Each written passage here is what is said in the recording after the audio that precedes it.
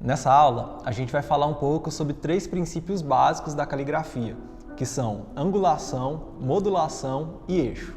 A angulação diz respeito ao ângulo que a ponta da ferramenta ou a ponta do nosso material vai estar em relação à linha de base, ou seja, a linha na qual a gente vai estar escrevendo.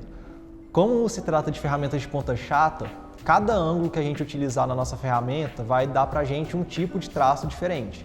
Então eu vou exemplificar isso primeiro. Eu vou traçar uma linha de base só para a gente ter como referência.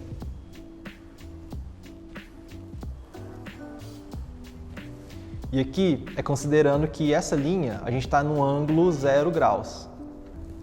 Se eu faço um traço com a ponta da minha ferramenta em 90 graus em relação à linha de base, ou seja, um traço perpendicular,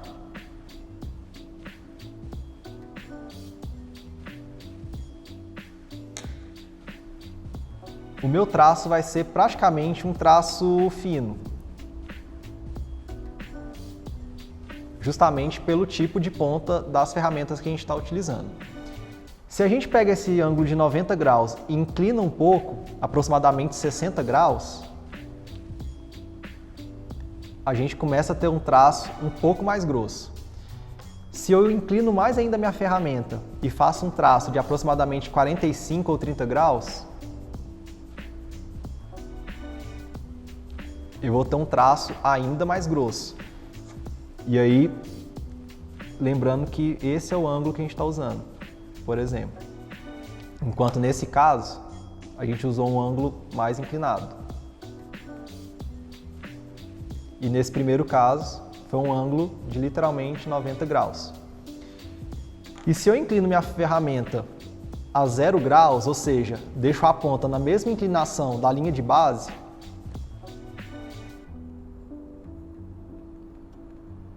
eu vou ter um traço ainda mais grosso. Então, se vocês perceberem, a angulação da minha ferramenta vai determinar o ângulo que eu estou usando, o ângulo que a gente vai ter no nosso traço, a espessura do nosso traço. Então, quanto mais inclinado é o ângulo, mais fino é o traço. No caso do alfabeto fundamental, a gente sempre vai tentar usar o ângulo entre 30 e 45 graus. Cada estilo de caligrafia, ou cada estilo de letra, ele vai ter o seu próprio ângulo. E isso a gente observa fazendo o estudo de estilos canônicos ou de estilos que houveram ao longo da história. Por concepção, o estilo fundamental é 30 até no máximo 45 graus. Isso significa que a gente vai usar o seguinte ângulo.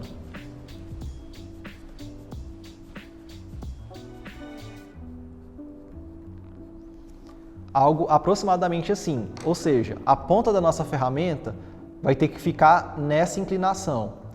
Mantendo essa inclinação, a gente escreve as nossas letras.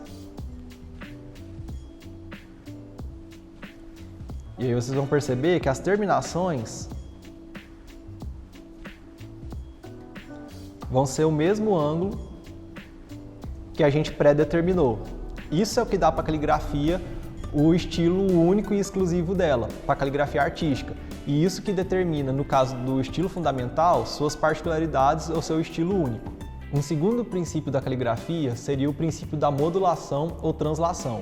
Isso representa o fato de que a variação dos traços nas letras ele é decorrente da mudança na direção da minha ferramenta e não da rotação dela. O que isso quer dizer na prática?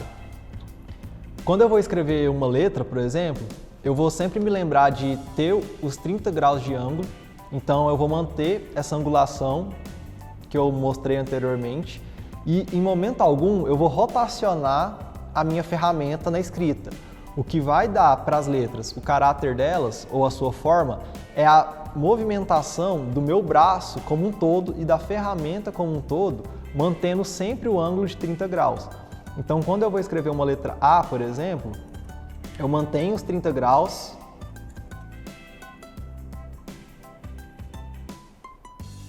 e só mudo a direção que eu estou levando o material. E aí, a gente consegue ter essa diferenciação entre traços finos e os traços mais grossos. E esse contraste é o que vai dar para as letras a estética e o caráter exclusivo delas, que vai dar para elas a diferenciação em relação a todos os outros tipos de escrita. Se eu rotacionasse minha ferramenta, por exemplo, começasse com um ângulo tal e fizesse o mesmo movimento, mas girando ela, à medida que eu vou escrevendo,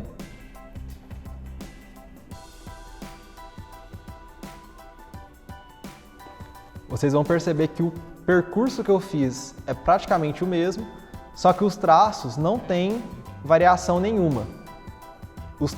Todos os traços da letra mantêm a mesma espessura, em diferenciação dessa primeira escrita, onde os traços têm um contraste entre traços finos e traços grossos. E o que vai dar esses traços é justamente o princípio da modulação. Ou seja, eu vou traçar mantendo o mesmo ângulo e só mudando a direção com que eu carrego a ferramenta. E um terceiro e último princípio que ajuda a gente na hora de conceber nossas letras é o princípio do eixo. O que é o eixo? O eixo seria um traço imaginário que é perpendicular ao ângulo da nossa ferramenta ou ao ângulo que a gente está escrevendo. E ele vai ajudar a gente principalmente nas letras circulares ou que tem algum movimento de circunferência ou de semicírculo. Na prática, o que isso representa? Vamos traçar aqui uma pequena grid rapidamente. Eu vou fazer minha linha de base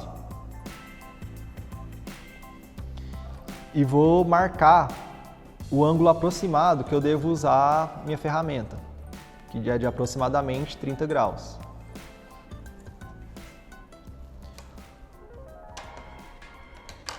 Então, quando eu escrevo uma letra O, por exemplo, que é uma letra circular, mantendo aqui o ângulo, né, de 30 graus,